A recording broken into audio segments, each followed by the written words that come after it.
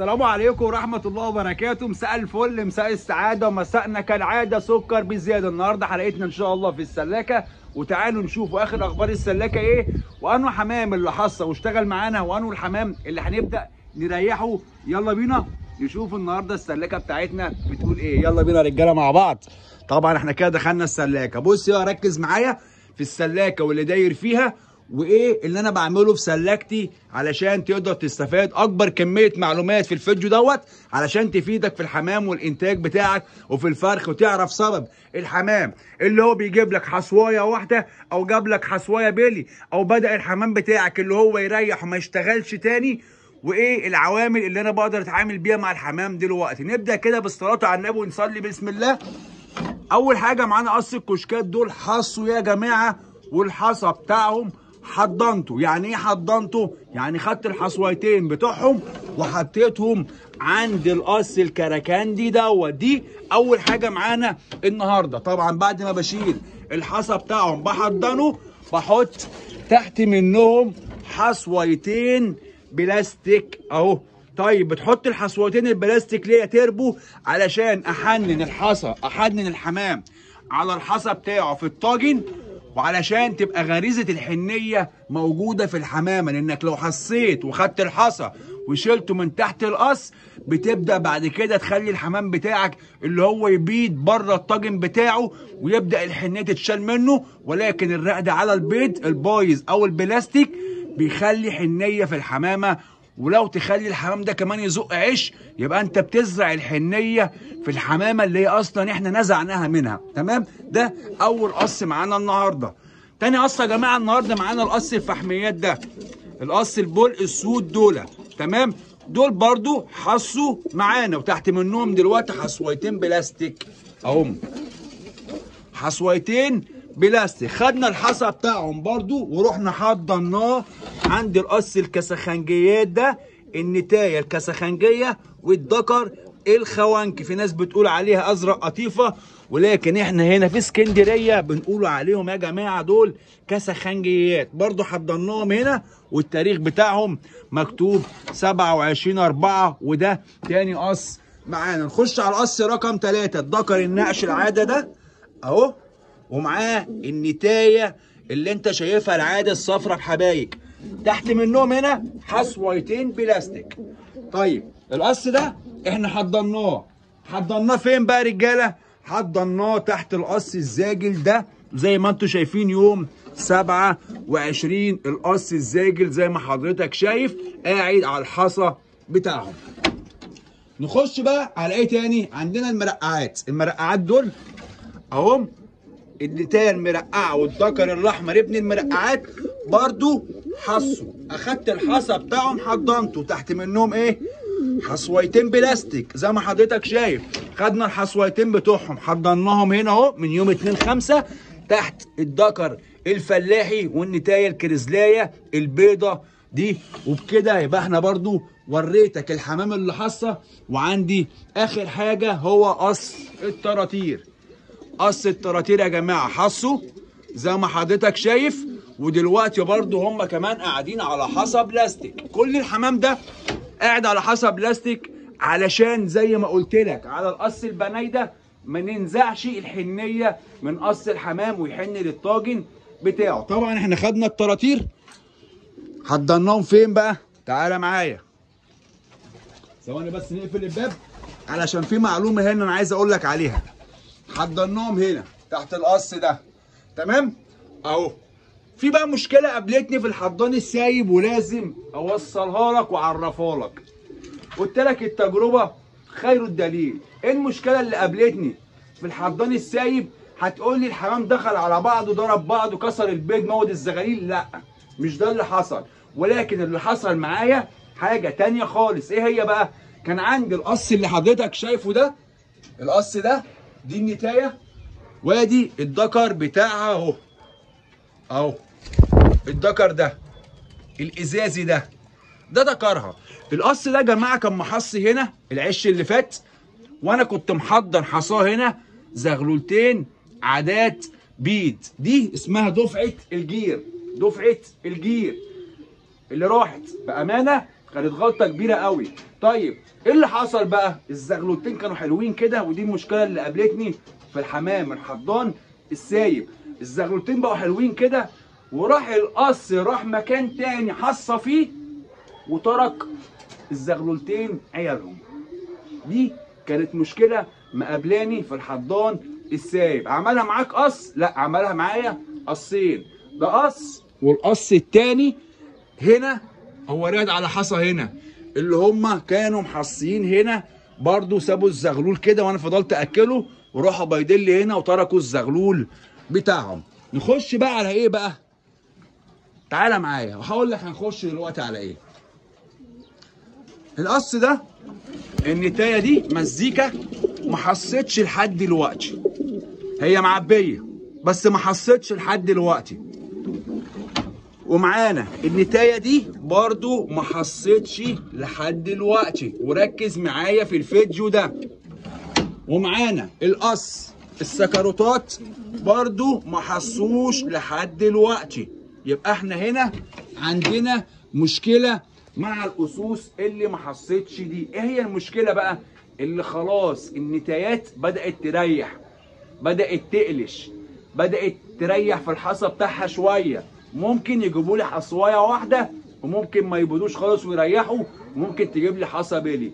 طالما النتايه كانت شغاله معاك وبدات تتاخر في الحصى، تقعد بال15 يوم ولا 20 يوم عقبال ما تحصي، او تجيب لك بيضه واحده بعد ما كانت شغاله بتجيب لك الاثنين، او تجيب لك حصوايه بيلي بعد ما كانت بتبيض حصى كويس، اعرف ان النتايه بتاعتك العنقود بتاعها بتاع الحصى بدا يريح، بدا يريح، يعني خلاص داخلين على القلش. هنا بقى انا بعمل ايه؟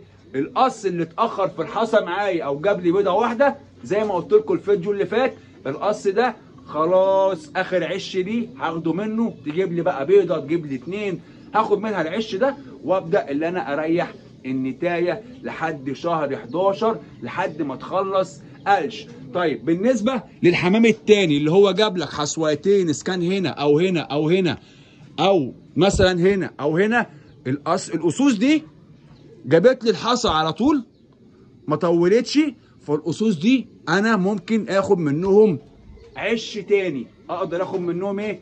عش تاني، ما عنديش مشكله طالما النتايه شغاله اخد منها. عطتني اشارات اللي عنقود الحصى بتاعها بيبدا يفلس مني، او خلاص الحمامه بدات اللي هي تريح، يبقى انا كده لازم اعمل ايه؟ اخد الطواير دي احطها في مصطبه، اكلفها كلفه خشنه. التحديق دايما عندهم فيتامين في الميه كل اسبوع لو مره مرتين كده، انت بتجهز النتايه للموسم الجديد اللي جاي معانا. تمام؟ تعالوا بقى هنا هنبص على ايه؟ على القص ده اهو. القص ده دلوقتي عنده زغلولتين زي ما انت شايف اهو في العمر ده. تمام؟ القص ده كده يبدا يحضر لحصى، يبدا دلوقتي بقى اللي هو يحضر لحصى. الزغاليل دي بتلقط، ولكن انا مش هقطف الزغاليل دلوقتي يا جماعه، مش هقطفهم. ومعانا هنا القص الانجليزي، دخلته خلاص السلاكه بعد ما اطمنت على صحته وعزلته بره وحميته اول يوم بفاركون اس مضاد فيروسات، وتاني يوم حميته بالافرازين علشان الحشرات. خلاص دخلتهم هنا، وزي ما انتم شايفين برضو انا برمي لهم القش الكارينا وهم بيبداوا يلموه يعملوا بالعش اهو. دول القص الانجلايزه الحمر. اما بالنسبه يا جماعه للانجلايزه السود، فهي نتايه اهي، نتايه دي نتايه اللي جوه دي نتايه، وده دكر، بس الدكر ده لسه ما اشتغلش قبل كده، لسه شاب، فلسه غشيم شويه، لسه ما خدش النتايه.